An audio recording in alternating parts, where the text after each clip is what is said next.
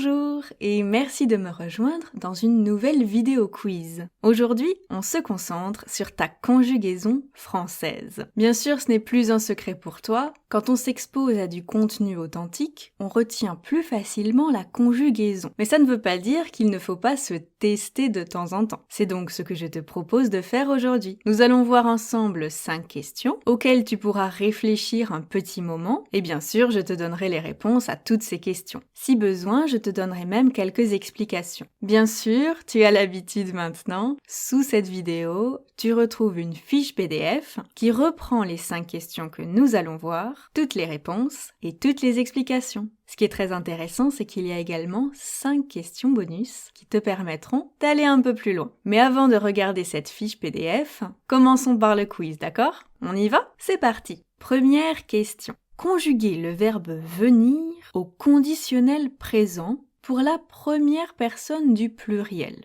Est-ce que c'est nous viendrons, nous viendrions, nous venions, nous venons?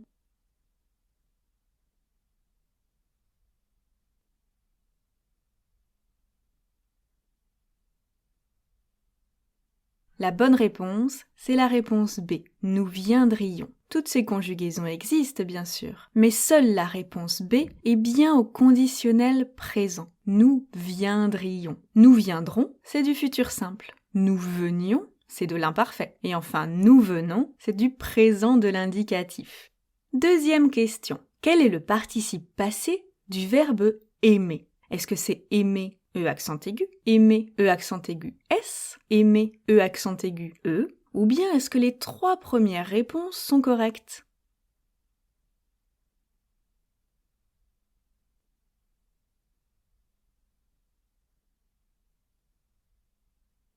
La bonne réponse, c'est la réponse D. Tu sais qu'avec l'auxiliaire avoir, le participe passé peut s'accorder. Il n'est pas fixe. Alors les 3 formes conjuguées pourraient être correctes. Tout dépend du contexte. On pourrait dire le film que j'ai aimé, les livres que j'ai aimés, ou les histoires que j'ai aimées. Troisième question. Quelle est la terminaison correcte au présent de l'indicatif? Nous mange. ONS, EONS, UONS, EAONS.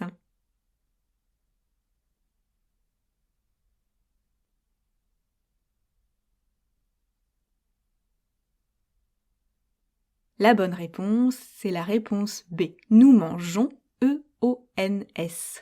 Les verbes du premier groupe finissant par GER prennent la terminaison EONS à la première personne du pluriel au présent. Nous mangeons, nous nageons, etc. Quatrième question. Comment mettre le verbe marcher au gérondif présent? En marchant, marchant, le marchant, y marchant.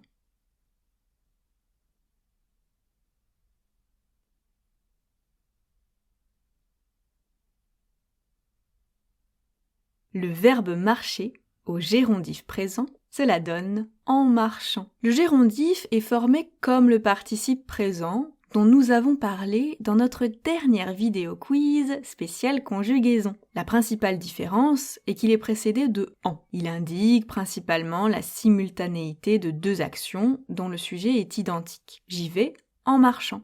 5e et dernière question. De quel verbe « su » est-il le participe passé? Suivre, suer, savoir, subir.